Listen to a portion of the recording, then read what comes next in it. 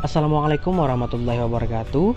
Halo teman-teman, kembali lagi bersama saya Abdillah dengan NIM 19651081, kelas 3C Akuntansi Manajerial, Politeknik Negeri Samarinda. Di video kali ini saya akan membahas tentang bab 8, yaitu audit pada sistem PDE. Baik, langsung saja kita masuk ke dalam materinya. Ada beberapa topik pembahasan yang akan kita bahas di video kali ini, yaitu yang pertama, komponen sistem PDE, yang kedua adalah kelebihan dan kekurangan sistem PDE dibanding dengan sistem manual, yang ketiga adalah kelemahan pada sistem PDE, yang keempat adalah pengendalian intern pada sistem PDE, dan yang kelima adalah penerapan standar auditing pada sistem PDE. Yang pertama ada komponen sistem PDE. Melakukan auditing dengan menggunakan sistem PDE tetap harus dilaksanakan berdasarkan standar auditing. Meskipun demikian, metode khusus harus dilaksanakan untuk menerapkan konsep audit yang mendasar. Sistem PDE atau pemrosesan data elektronik atau EDP, Electronic Data Processing, adalah sistem pemrosesan data yang menggunakan teknologi telekomunikasi dan komputer. Sistem PDE merupakan salah satu hasil pengembangan teknologi yang penting saat ini untuk dilakukan. Ada terdapat 4 komponen sistem PDE, yaitu yang pertama ada perangkat keras atau hardware komputer, yang kedua adalah perangkat lunak atau software komputer, yang ketiga ada metode pengorganisasian data, dan yang keempat ada metode pemrosesan data.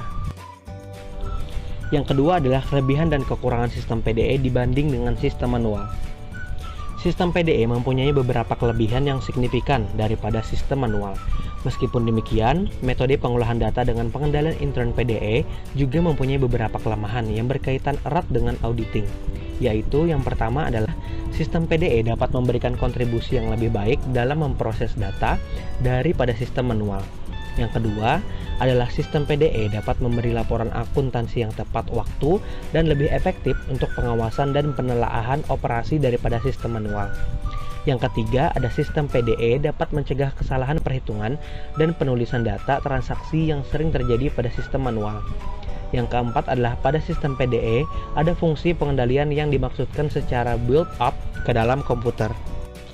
Yang ketiga adalah kelemahan pada sistem PDE. Sistem PDE memiliki 8 kelemahan, yaitu yang pertama adalah sistem PDE menghasilkan jejak bukti transaksi yang terbatas dibanding dengan sistem manual. Yang kedua adalah lebih sedikit bukti dokumen mengenai kinerja prosedur pengendalian pada sistem PDE daripada sistem manual. Yang ketiga adalah informasi dalam sistem PDE kurang visible atau sulit dilihat daripada sistem manual. Yang keempat adalah pengurangan campur tangan manusia dalam sistem PDE dapat mengakibatkan tersembunyinya kesalahan yang sebenarnya dapat diamati dalam sistem manual. Yang kelima, informasi sistem PDE lebih rawan terhadap kerusakan fisik dibanding dengan sistem manual. Yang keenam, berbagai fungsi dapat terkonsentrasikan dalam sistem PDE sehingga mengurangi pemisahan tugas dan wewenang. Hal ini dapat berakibatkan sistem PDE lebih rentan dari sisi pengendalian dibanding dengan sistem manual. Yang ketujuh, pengubahan sistem dalam sistem PDE lebih sulit diimplementasikan dan dikendalikan dari sistem manual. Dan yang kedelapan atau yang terakhir adalah pada sistem PDE lebih banyak orang yang dapat mengakses sistem daripada sistem manual. Hal ini memperbesar kemungkinan terjadinya manipulasi sebagai akibat modifikasi tanpa otorisasi.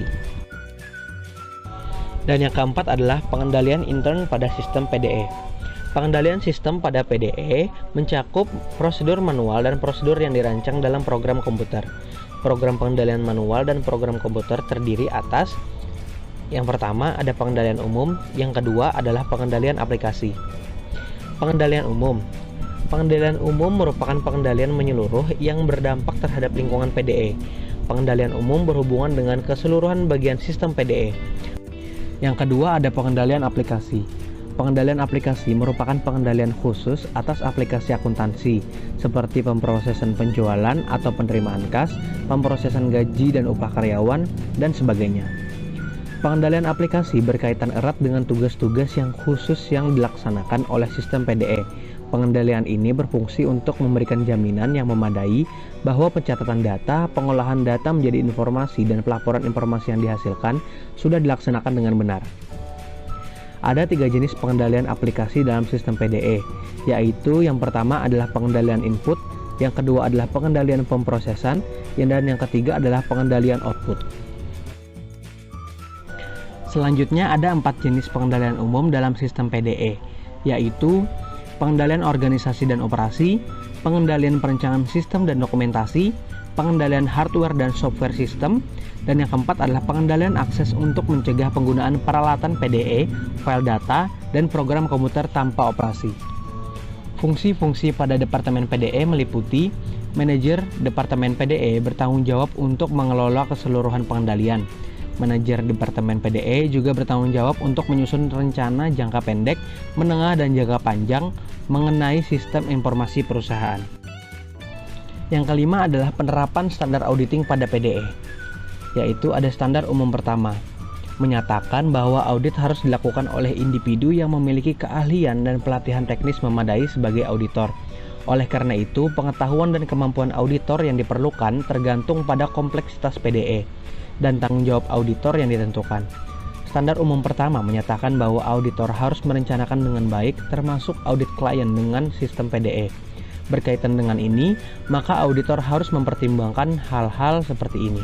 Yang pertama adalah luasnya penggunaan komputer dalam setiap aplikasi akuntansi, kompleksitas operasi komputer klien, struktur organisasi kegiatan pemrosesan komputer, kesediaan data dalam hard copy dan komputer readable prompt, penggunaan TABK atau teknik audit bergantung komputer untuk meningkatkan efisiensi pelaksanaan prosedur auditing.